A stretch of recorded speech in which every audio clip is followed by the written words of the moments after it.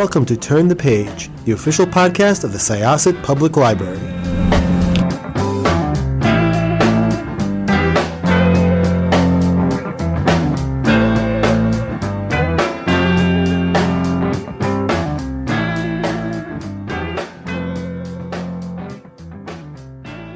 Hello, everyone. Welcome back to Turn the Page. I'm your host today, Jen, and today I am joined by the author of an absolutely riveting book. I could not put this down. It is an absolute roller coaster of a ride, and it touches on so many interesting issues relating to the writing life and being a public figure. And I am so excited to dig into this. So, welcome to the show. Could I ask you to introduce yourself and your book, please?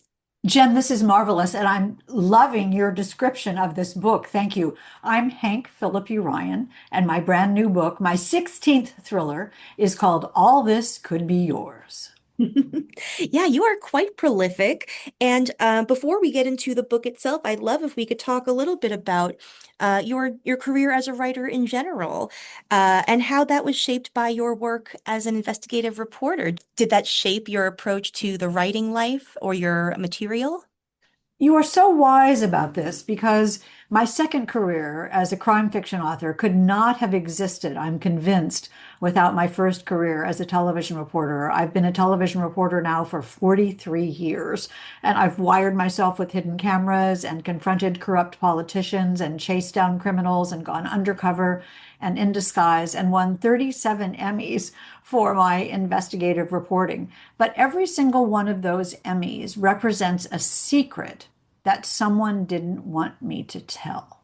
And that has had a profound effect on me because as an investigative reporter, I'm trying to tell the truth. I'm trying to do good. I'm trying to change the world. I'm trying to stand up for the little guy. And I'm also required and delighted to tell a really good story, a really riveting, propulsive, thought-provoking, new, unique story. And I don't want you to turn the channel when my stories are on TV, right? And so those same storytelling elements completely go into writing crime fiction. Gosh, it was 20 years ago. It's shocking to think about now, but I was at my job at Channel 7 and I just had a good idea for a novel. Having a good idea is one of those ephemeral, magical things that we can talk about someday and in the mind of a writer and the mind of a storyteller. But I went home and I said to my husband, sweetheart, I've got a great idea for a novel. I'm going to write a mystery. And Jonathan says, great, honey. He says, do you know how to write a novel? And I remember profoundly thinking, how hard can it be? I've read a million books. Well, of course, Jen, I soon learned how hard it could be. But that became my first novel, Primetime, which won the Agatha Award for Best First Novel. And it was the beginning of my crime fiction career. And to answer your question, finally, it's just all about storytelling. It's about a character you care about with an important high stakes problem that needs to be solved. You track down clues and follow leads. And in the end, the good guys win and the bad guys get what's coming to them. And if you're lucky, you change the world a little bit. You leave the world a different place. And you get some justice as well. And again, that is precisely parallel in my investigative reporting and in my crime fiction writing. Those tenets are exactly what I'm going for. And it's the only thing, I'll tell you this very, very quickly. The only thing that I worried about in writing crime fiction was whether, after all those years as an investigative reporter, I could make something up. Because it's based on, all of our novels, every single author's novels are based on their own experience and their own consciousness and their own hopes and fears and dreams. But they are essentially made up. And I had never done that before. I had never written a story where I had made it up before. And that was a major challenge to me. That is so interesting. And I'm really interested in how those dynamics were at play in this book, All This Could Be Yours. I'm curious about what the inception point for this novel was first. I read somewhere that it was inspired by your own fans. Well, The book, let me tell you very, very quickly. The book, All This Could Be Yours, stars Tessa Calloway. Tessa Calloway had a career in the corporate world, and one day she just quit. She says she has had enough with being invisible and with not being listened to, and by having good ideas that other people swipe, and by having other people create problems that she then has to clean up. And she is just flat out tired of it. So she is in a mom's group on Instagram called Moms with Dreams. And Tessa's dream is to write a novel. And she leaves her job and sort of risks her financial career, although her husband is working.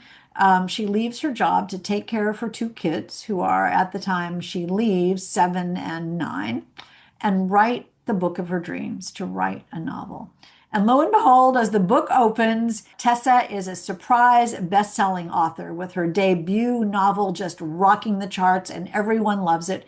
And she has been sent by her publisher on a glamorous book tour, a different city every day, a different bookstore or library every day. And she loves it, loves it, loves it.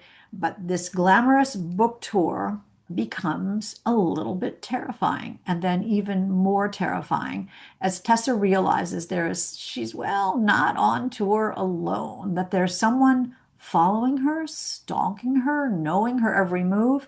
And she realizes that someone is out to not only ruin her career, but destroy her adorable family that she's left back home. And what makes it even worse is that Tessa fears that it's her fault, that this danger is her fault, the result of a Faustian bargain she made long ago, and maybe that is coming back to haunt her. So what starts out as a glamorous book tour turns out into a deadly cross-country cat and mouse chase with our heroine Tessa Calloway, the author, running for her life.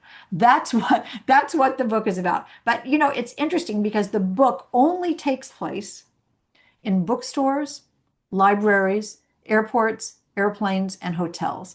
And I will take you all with me on book tour, and it is just about as realistic as it could possibly get. If any of your listeners, Jen, have ever been to an event at a library, they're in this book. If they've ever been to an event at a bookstore, they're in this book. If they've ever had an author who they love, they're in this book. And if they've ever heard of, it's a love letter to booksellers and librarians, 100%, and a love letter to readers, absolutely, and a bit of a love letter to writers who embark on these coast to coast book tours with no sleep and no food and terror at every moment. So it's just super fun to write this book and super fun to talk about this book. I mean, the book, Tessa Calloway's book, is called All This Could Be Yours. And so I'll be an author on book tour with a book called All This Could Be Yours, talking about a book about an author on book tour with a book called All This Could Be Yours. And it has been so much fun, and it is such a delight. And I absolutely adore when people see themselves in this novel. But you were asking where it came from. I told you the whole background of the thing. So you were asking where it came from, and it came from two places. One was a mistake. One was the result of a mistake. My book, The House Guest, my previous book, The House Guest, I was having an event at a bookstore, and the bookstore made an error and made a graphic that said, "Come meet Hank Phillippi Ryan and her new book, The Hotel Guest." My book is called The House Guest. And I remember sort of being, and I'll just tell you this because it's just us, being really angry because I thought, how hard can it be, just to make the graphic right? It's the title of the book. Come on. And then I started thinking, because I'm an author, I thought, The Hotel Guest, that's not actually a bad title. What could The Hotel Guest be about? I guess a gentleman in Moscow proved that you could write a story about a hotel guest. But I thought The Hotel Guest was a great title, but I couldn't do it because I had The House Guest. So I sort of tucked The Hotel Guest away as a title. And then later, I was signing books at a bookstore in Scottsdale, Arizona. And I signed the book, something like, "So wonderful to see you in Scottsdale," and the date. And as I handed that book back to my reader, I thought, well, I've just given her an alibi. And I've just given him, just given myself an alibi because it proves essentially that we were both in Scottsdale at this time, at this place. And I thought, well, that's interesting. What else have I written in books that could mean something else? Thank you for everything. What could somebody make that mean? So lovely to meet you. Again, that's an alibi. So lovely to see you again. Hmm. Thank you for a wonderful evening. What could someone what could someone make that mean if they twisted what seemingly benign book inscriptions into some nefarious, suspicious, meaningful thing? And then, and then everything about book tour took on this really weaponized element. Like I thought, wow, my website has every single place I'm going to be. If somebody knows that on Tuesday, I'm making this up, on Tuesday I'm going to be in St. Louis and on Wednesday I'm going to be in Des Moines, how I'm going to fly from St. Louis to Des Moines. How many flights can there be from St. Louis to Des Moines? And if somebody wanted to go to the St. Louis airport and find me, they could do that. And I started feeling very vulnerable and realizing that, my career as an author depends on depends on people knowing where I am, depends on people being able to find me, and relies on people finding me in person. And I started thinking, wow, that's great, but that could be kind of scary. And so look, I always tell my friends who are authors, don't read this book until you're home from book tour because it will freak you out a little bit. And think about it. And this is my final thing about this. There's a moment, and I know you've been in these moments as well, when the moderator of an event or an author will say, "Does anybody in the audience have any questions?"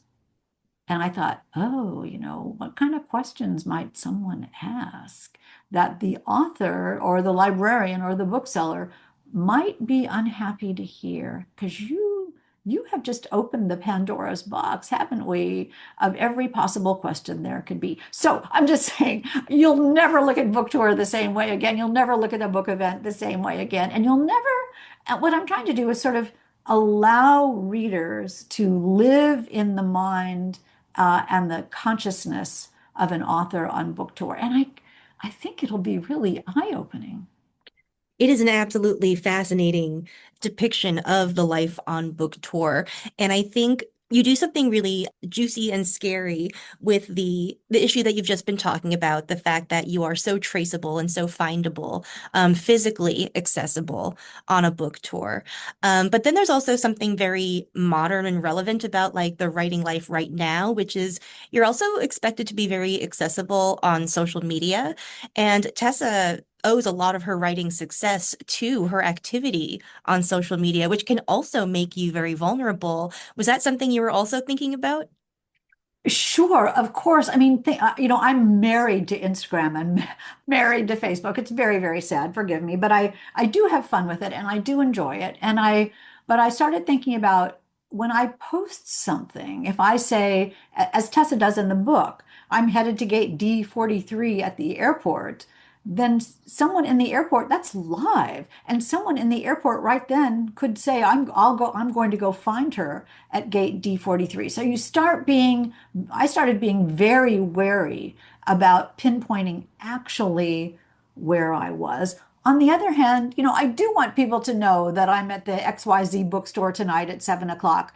And if I'm at the XYZ bookstore tonight at 7 o'clock and I post that, the goal is to have people know where I am. But what if that's not a good thing? What if that's just telling enemies or people, we talk about in the book, and as you so wisely brought up, sort of parasocial relationships that fans can have with authors, where because they feel they know an author from social media. I mean, after all, the author has shown them their birthday cake and their backyard and their vacation and the backs of their family's heads and all those kinds of things. And the author will respond on social media, though, if someone says, "Oh, that looks so fun," and the author writes back, "Thank you so much, so great to hear from you." It can happen that readers and fans, I'll use the word, feel that they are your friend, that they are an author's friend. And with friendship, logically, obviously, comes expectations of things that you, if I'm your friend, I'm going to be connected with you. I'm going to participate with you. I'm going to chat with you. I'm going to be involved with you. And as an author and as a television reporter, for a long time, my face was in people's living rooms every night on TV. And some people loved me and loved the stories I did, and some people did not. I mean, I'm the investigative reporter, and you do not want me at your front door. You do not want me to call you because pretty much of the time, if I'm at your front door, you've done something wrong and I've caught you. So I'm used to animosity. I'm used to people yelling at me. I have a pretty thick skin about it. I'm also used to walking down the street in Boston where I live and having people say, "Oh, aren't you Hank Phillippi Ryan? I love you." And I don't know that person, but I've done a story that helped them or changed their lives, and that's my entire goal. I live for that. I love that. On the other hand, I don't know you, and yet you recognize me at the drugstore or the grocery store or walking down the street. I had a person recognize me once she recognized my voice. I was talking to a friend walking down the street, and she was walking in front of me, and she turned around and she said, "Oh my gosh, I thought that was your voice. Hi, Hank." And so that vulnerability, that accessibility, is such a conundrum, a paradox, because we as authors want that. I want you to love me. I want you to say, "Oh, I love your books, that I love your writing. I love all this could be yours." That's what I live for. That's my career.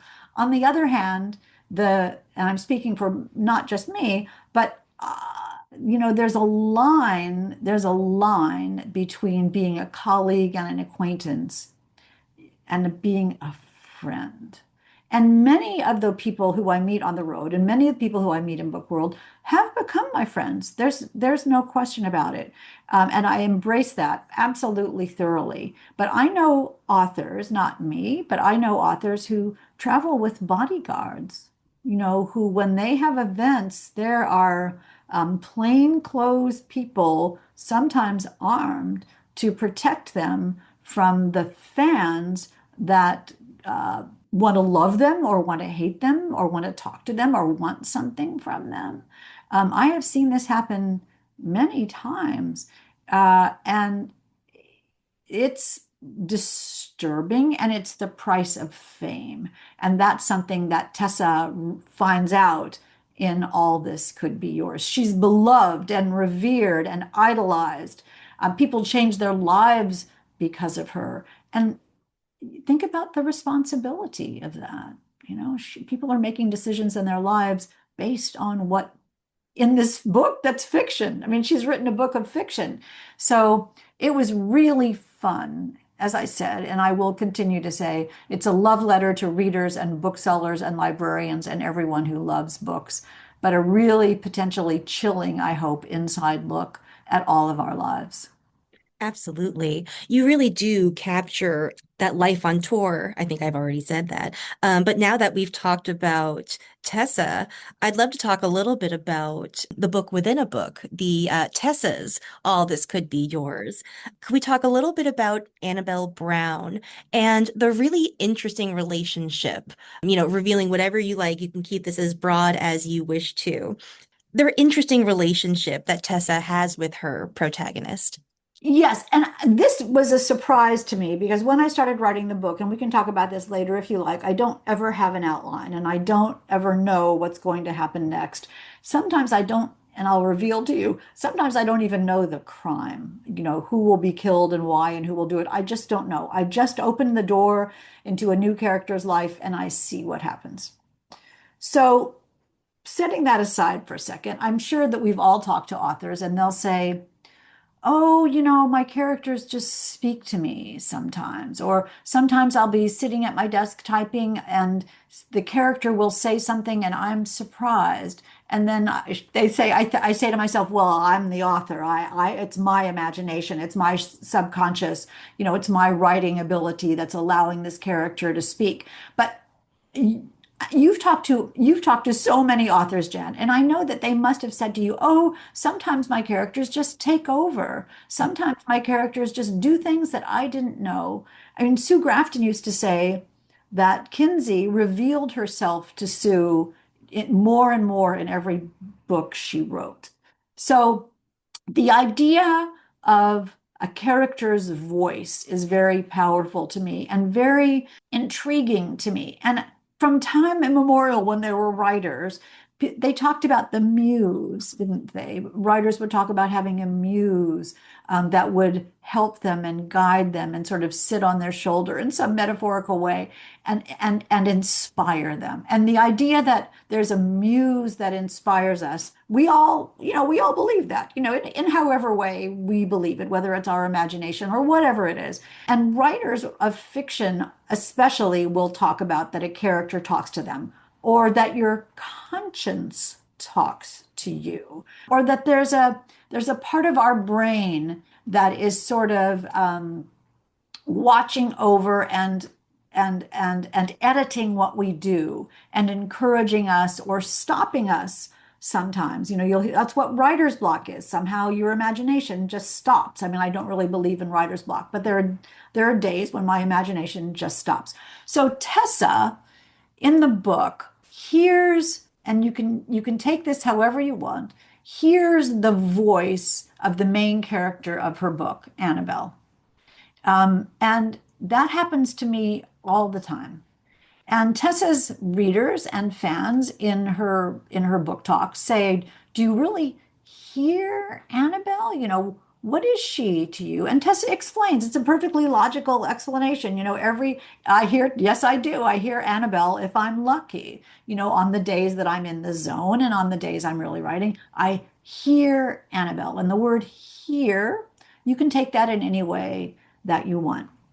So Annabelle appears in the book. You hear Annabelle, you, the reader, will read Annabelle talking to Tessa. And that's no spoiler. That happens like, I think on page 3.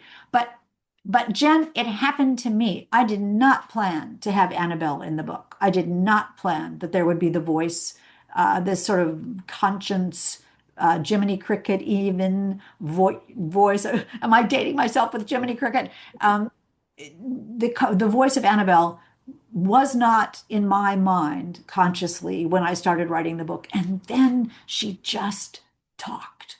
She just talked. I mean, she says something, at the beginning of the book, Annabelle says, I hope you're right," or something like that. And I thought, writing that, I thought, where did that come from?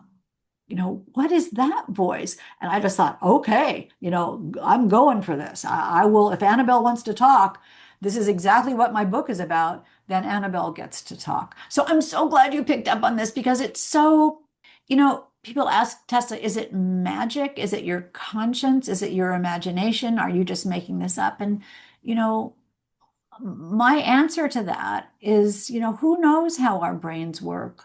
Who knows what imagination is? Who knows what thought is? And that's one of the things that I think is just so powerfully intriguing about all of us who are readers and writers, this elusive imagination and the idea that an idea or a concept, a thought, a solution appears when it wasn't there before. How does that happen? And that does speak to, I think, in a very interesting way, both the power and the fragility of imagination, because it feels like the sort of thing that if you were to try to understand it too closely or looked at it under a microscope, it might just dissolve, it might just leave at that point. So the mystery is sort of inherent to its success, because as a writer, you are trying to fool is not the right word because a writer of fiction is not lying to their audience, but you're trying to sell yourself on the fantasy as much as you are your audience.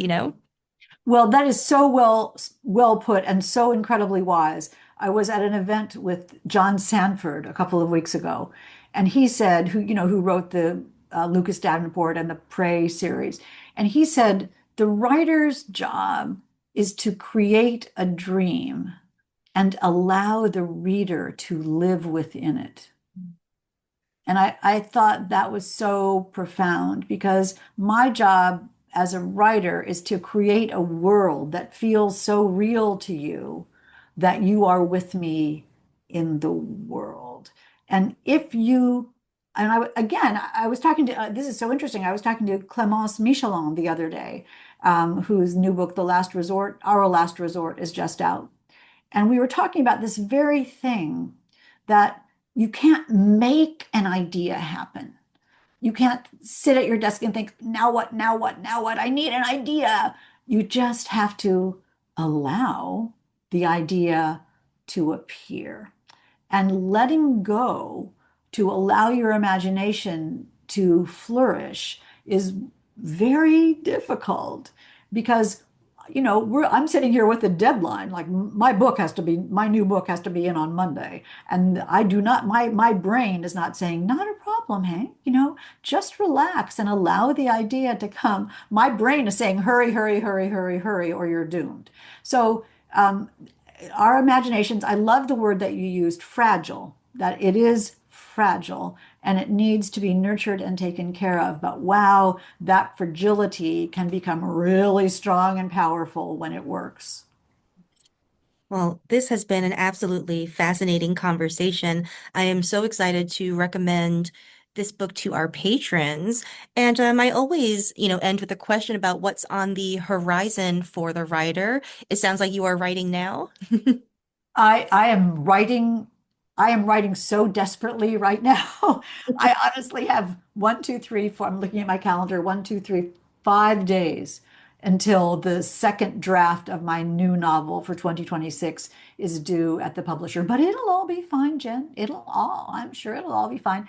And then I am taking off, and I am in the midst of an amazing cross-country book tour just for all this could be yours, just like Tessa has for All This Could Be Yours.